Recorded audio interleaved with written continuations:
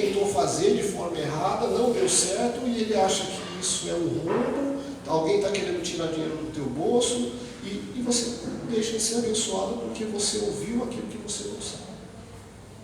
E na verdade, qual o fundamento do dízimo? O dízimo está escrito no livro de Malaquias, no capítulo 3, a partir do versículo 10. Mas eu vou ler vou citar dois versículos antes para você entender o seguinte. No versículo 8, ele diz assim: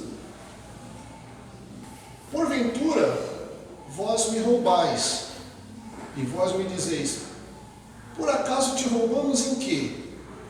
E Deus diz, e porém eu vos digo, vós me roubais nos dízimos e nas ofertas alçadas. Depois eu vou explicar o que é dízimo e o que é oferta.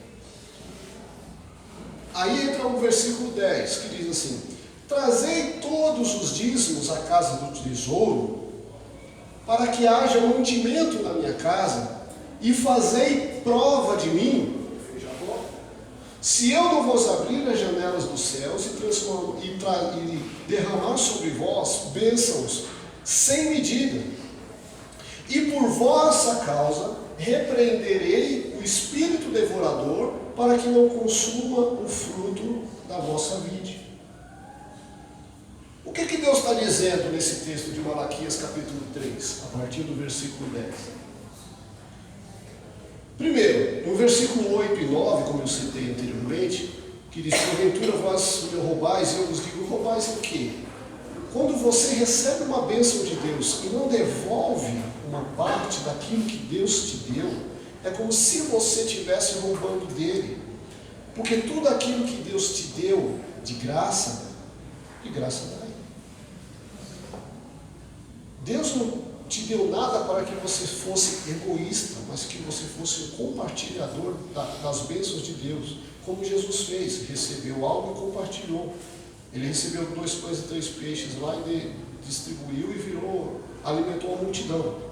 Mas, no versículo 10 ele diz assim, trazei todos os dízimos à casa do tesouro. A casa do tesouro, ele representa o tabernáculo na época, onde Deus vinha através dos santos dos céus, e todo o povo, quando se reunia uma vez por mês para receber uma palavra através do profeta, todo mundo devia levar uma oferta para Deus, uma dádiva, como representação de tudo que ele recebeu no mês passado. E ele fala assim, trazei os dízimos à casa do tesouro, para que haja mantimento da minha casa, e fazei prova de mim. Em toda a Bíblia, nos 66 livros da Bíblia, de Gênesis a Apocalipse, esse é o único texto em que Deus desafia a gente para fazer prova dele, se ele nos abençoar, quando você separa essa parte. É o único texto na Bíblia inteira, onde Deus permite que você o desafie. E fazei prova de mim, diz lá na Escritura, se eu não vos abrir as janelas do céu e derramar sobre vós uma bênção sem medida. E ele completa, aí que vem a coisa mais importante. E por vossa causa repreenderei o devorador, para que não consuma o fruto de vossa vida. Eu não vou entrar nessa parte, porque é um pouco demorado, não vai dar tempo. Mas esse devorador está no livro de Joel. Se vocês puderem ler, existem 3 tipos de casta de demônios, de espíritos malignos, que interferem na vida espiritual de todas as pessoas. Isso não é falácia, isso não é coisa de Bíblia, isso não é coisa de igreja. Isso é uma realidade. Existem 3 castas de devoradores. O devorador migrador, o destruidor e o migrador, o devorador e o destruidor. Essas 3 castas. Só vou dar um resumo para a gente não entrar muito profundo. Eu posso dar uma palestra mais profunda a respeito disso depois, mas o migrador é aquele tipo de espírito que chega na tua casa e ele vai consumindo aos poucos o que você tem. Por exemplo, você está com o dinheiro contado para esse mês, de repente queima a geladeira. Aí você vai lá gastar para queimar a geladeira. Aí você está fazendo o quê? Bateu o carro. Aí vai lá gastar mais um pouquinho para o carro. Ah, eu tive uma dor de dente, vai lá gastar uma grana no dentista porque ele quer arrancar dente. O migrador, ele vai mudando de áreas da tua vida, onde ele vai comendo um pouquinho. O cortador, que é o outro demônio, ele atua naquela área da sua vida onde todos os meses você tem aquele gasto que você é obrigado a ter sem necessidade, mas você tem que ter. Aquele gasto que você, todos os meses, você tem que se você fala assim, nossa, se eu não tivesse essa dívida, me sobraria mais grana, mas todo mês você tem que estar lá e é aquela coisa que apareceu do nada e todo mês você tem que perder aquele dinheiro. E o último, que é o pior deles, é o destruidor, é aquele espírito que quando ele invade a tua vida financeira, ele te deixa numa situação de fome. De fome. Ele falha a pessoa. Ele é chamado de destruidor porque ele deixa a pessoa numa situação de penúria tão grande que ela se desespera e se mata. Muitas vezes acontece. E olha que eu trato com pessoas, eu sou psicoterapeuta. Quantas pessoas que eu já tratei se mataram depois porque chegaram numa situação terrível. E eu, na época que eu desconhecia esses fatores, eu já passei fome. Depois de fazer um levantamento na minha vida, eu descobri quem fazia parte disso. Então, o dízimo ele repreende esses 3 fatores que, ocasionalmente, se eu fizer uma pesquisa individual para cada um de vocês vai ter uma situação semelhante a esses 3 fatores espirituais que acontecem na nossa vida. Aquele que corrói, de uma forma ou de outra, um custo que você não esperava. Aquele que faz com que a gente gaste todos os meses, ter um gasto desnecessário todos os meses, aquele custo fixo, sabe? Não precisava, mas ele acontece. E o pior de todos é aquele que faz com que a gente perca tudo, inclusive família, até mesmo a vida. O dízimo ele repreende.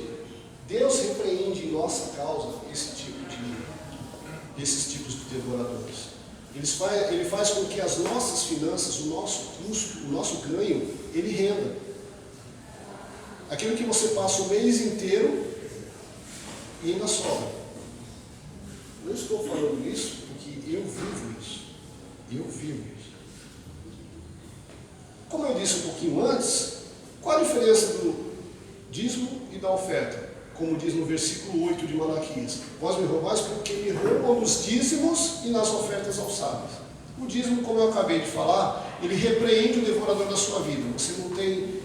Você acaba não tendo prejuízos, custos desnecessários por uma coisa ter quebrado, ou alguém te roubou, ou aquela coisa que é consumida todos os meses.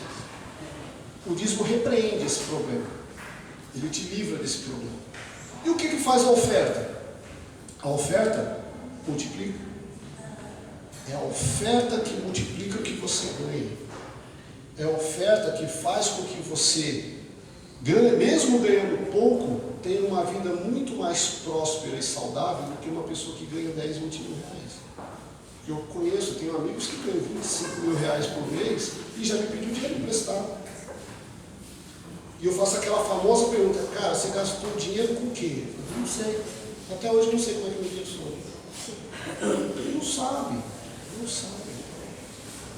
E a oferta, ela tem um embasamento da boca do próprio Jesus que diz: dai e ser-vos-á dado.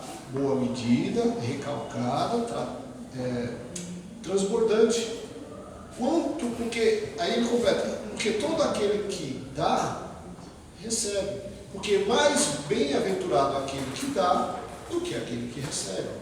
Porque quando a matemática espiritual é a inversa da matemática humana. Quanto mais você tira para o próximo, mais você tem. Ele é o inverso. A matemática, como eu falei, a oferta, como eu falei no princípio da palavra, é semelhante a uma lavoura, como Jesus explicou em vários momentos. Quando você planta numa terra fértil, você colhe, como diz a Bíblia, 100 por 1. E o que é colher 100 por 1 quando você planta numa terra fértil? Você coloca uma semente e você colhe 100. Por acaso, você já viu, vamos partir para as coisas práticas, vamos ser 100% espiritual. Que Deus ele é espiritual, mas ele é prático ele é físico. Eu desafio qualquer um de vocês aqui, pegar um caroço de milho, planta em qualquer lugar aqui. Planta. E eu quero ver nascer uma espiga com um caroço só. Quero ver nascer um pé de milho com uma espiga com um caroço só. Planta um caroço de feijão, vai nascer um pé de feijão. Quando abrir a vagem, só vai ter um caroço de feijão. Eu quero ver. Eu desafio vocês a fazerem isso. O reino de Deus é semelhante a isso. Quando você planta numa terra fértil, você colhe 100 por 1. Quando você planta uma semente, você nunca, a terra não te devolve a mesma semente. Ela te devolve várias sementes melhores do que aquela que você depositou na terra. E você pode me falar assim, puxa, qual que é esta terra fértil? Você está sentado nela. Essa é a terra fértil. Aqui, ó. Onde primeiro você comeu antes de plantar. A terra, ela não cobra nada do lavrador. Você nunca vai ver um lavrador e falar assim, ei, você só tem andado aqui, não tenho pagado nada. Vou te cobrar pedágio para você andar aqui. Para plantar aqui, você vai... Não, a terra não cobra. A terra nasceu para entregar, para doar, para abençoar. E quando nós não devolvemos aquilo que nós entregamos à terra, nós somos ladrões. Como está escrito em Malaquias, quando Deus cobra para nós. Porque o livro de Malaquias, esse texto de Malaquias, olha só como o homem, por natureza, ele é desmemoriado e ingrato. Porque quando Deus chega em Malaquias e fala assim, porventura vós me roubais nos dízimos e nas ofertas, o povo tinha parado de dar oferta e dado dízimo, porque estava tudo farto. Tinham esquecido da fome que eles tinham tido há 1500 anos antes. O povo é ingrato. Porque é muito fácil você ajoelhar, orar, pedir a Deus aquilo que você precisa e até cumprir os seus votos nos primeiros meses e depois, quando está tudo bem com você, você esquece. Está tão bom que você esquece. E os seus votos? Mas não esqueça que Deus cobra. Né? Não é porque Deus é malvado, Deus é um Deus carrasco. Não, Deus é justo. Deus trabalha com justiça. Deus ele não mede consequências nos seus pedidos. E ele também, ele não negocia os seus débitos. Uma vez que você vote de verdade e cumpra. Não seja tolo de votar e não cumprir. Isso está escrito no livro de Provérbios. Deus chama de tolo aquele que vota e não cumpre. Então, a terra fértil é essa terra. É esse local. É a igreja que você frequenta. É o lugar que você vai, que você já foi abençoado. Pode ser uma pessoa que já te abençoou no momento de fraqueza, ou até mesmo de necessidade financeira.